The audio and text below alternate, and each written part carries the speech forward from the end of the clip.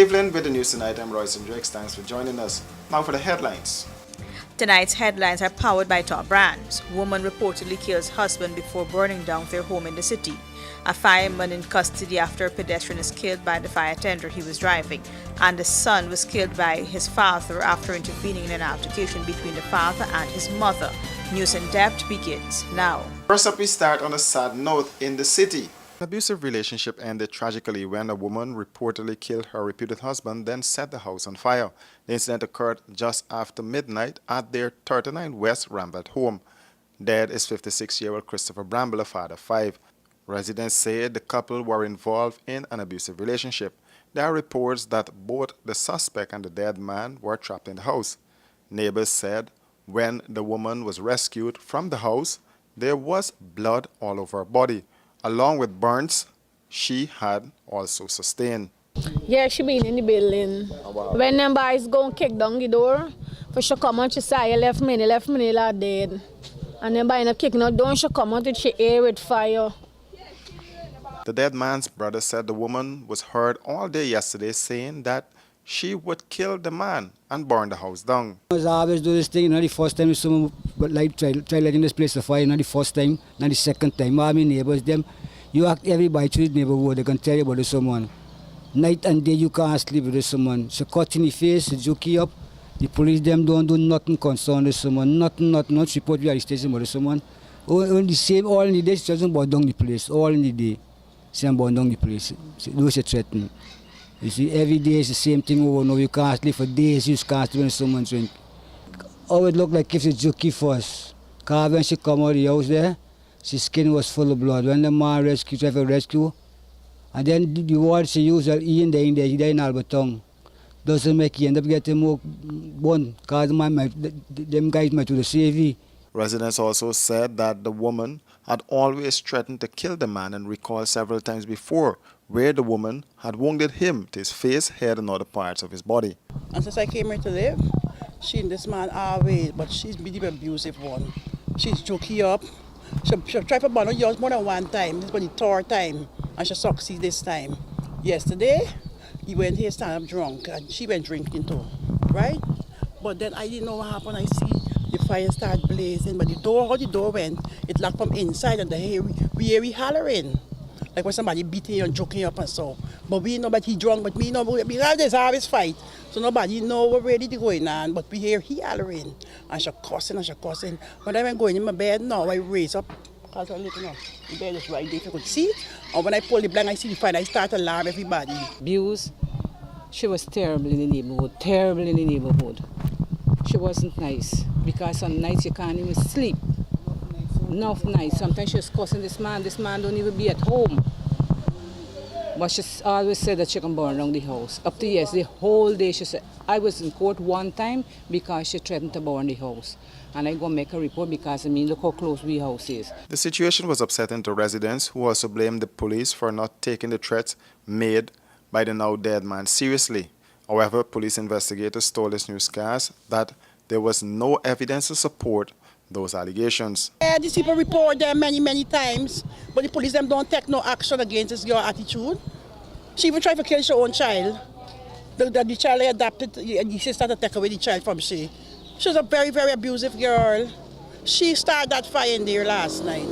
Because she said she gonna, yes, they come from church, they're gonna burn up the effing place. I'm gonna burn you, they're gonna kill you, Harry, I'm gonna kill you. That is her. Back at the scene this morning, police investigators were reviewing the crime scene while taking statements from residents about the incident. More news after this break. Stay with us. Hey, looky there.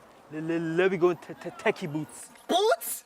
No, man, I ain't gonna get lock up teeth in them big stinky 30-second boots. Plus, it can be more cheaper online. And then got my favorite color, pink. Let me go along. Online shopping. Cheaper, faster, better. Passback.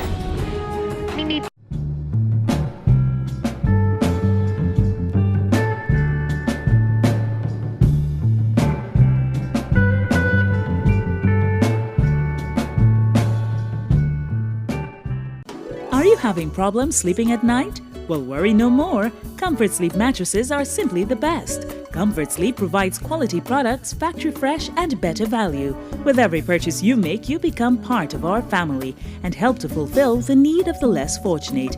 Comfort Sleep, as part of their corporate duty, provides meals for over 500 children in regions 3, 4 and 6, 3 times a week. This, among other charitable events, year-round is part of our mandate. What are you waiting for? Keep the dream going. Be part of this great family. Comfort Sleep, Eccles Industrial Estate, East Bank, Demerara. Telephone 233-3013 or 233-2657. Email comfortsleep49@gmail.com. Caribbean rice, from the lush rice fields of Guyana, straight to your home.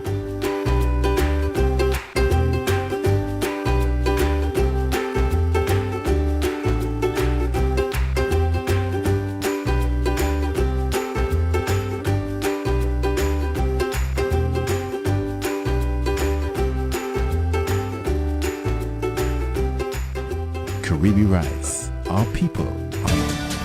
Welcome back. Fireman is in custody after he allegedly killed a pedestrian in an accident. The fire tender was reportedly heading to a fire at number 51 Village when the accident occurred at number 72 Public Road, Quarantine, Berbice. The dead man was identified as 33-year-old Mahindra Hari Charan of 71 Village, Quarantine. According to a police report, the inquiries disclosed that the fire tender PVV 2027, which is based at the Skeldon Fire Station, was being driven by a 33-year-old fireman of Boda Housing Scheme, West Country, Berbice. The tender was responding to a fire at number 51 Village when it collided with the pedestrian who was crossing the road from west to east. The police said the pedestrian was rushed to the Skeldon Hospital where he was pronounced dead on arrival. According to the police, the driver passed a breathalyzer test and is in custody assisting with the investigation.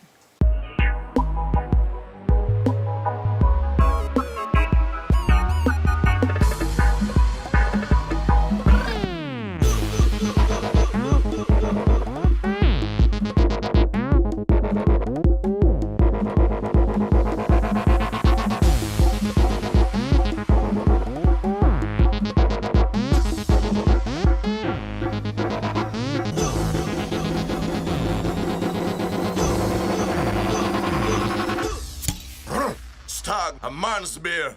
Breaking news alert. Don't be scammed or fooled by Top Brand imported mattresses. The imported mattress has a 320 coil count. Comfort Sleep mattresses have 416 coils. Top Brand imported coil thickness is 1 millimeter. Comfort Sleep mattresses, 2 millimeters. Top Brand imported spring size is 55 inches by 75 inches. Comfort Sleep, 58 inches by 78 inches. Top Brand imported protection mats are of poor quality and very thin. Comfort Sleep mattresses use a 780-gram protection mat. The Top Brand imported mattresses use a thinner foam. Comfort Sleep uses a wider and thicker foam. Don't waste your hard-earned money on a poor quality imported mattress. Buy quality. Buy Comfort Sleep mattresses.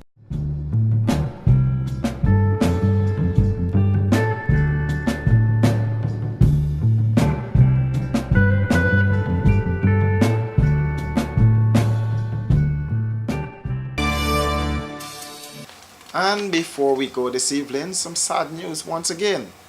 A son was killed by his father in the city. Residents of Fowles are expressing shock and disbelief at the death of 21-year-old Satish Kevin Sogdio, who was stabbed after coming to the aid of his mother, who was being abused by his father at the time. Neighbors said the boy died in his mother's arms. I was watching the TV and I heard a big scream. And when I run over, I see the guy fall and the mother hold you up. And that was it. And the next thing I know, I go to the station and make a report. And police come and that was it. He was sad. It was very sad. I mean, they go up in front of me, you understand me, and to see such a things. It was very sad. For what I know, I've been here for quite a month, a year now, is like the lady and the guy, they always have problem. Sometimes they separate, then he keep coming back and those stuff. But otherwise, I don't know anything else. But I know the kid, and he's a very easygoing kid. He go to school, he come home, then he go to church. Yeah. He was a nice little boy. He passed, he go, hi, hello, Auntie Data, my name Data. You give Auntie Data, no say yes, bye. He's a very good child. We never hear nothing about him. Nothing. Good.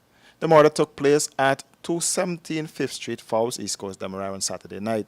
According to a report from the police, their initial investigations revealed that the suspect and his spouse had an argument, and he held her by the neck and began to choke her. The release added that when the victim and another sibling intervened, the suspect then allegedly broke a window pane and fatally stabbed the victim in his stomach area.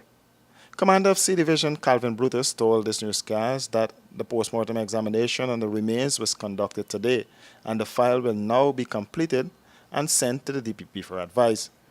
The 44-year-old father is currently in police custody as the police investigation continues into the matter. That's a wrap for this edition of News in Depth. Do join us again tomorrow for another edition.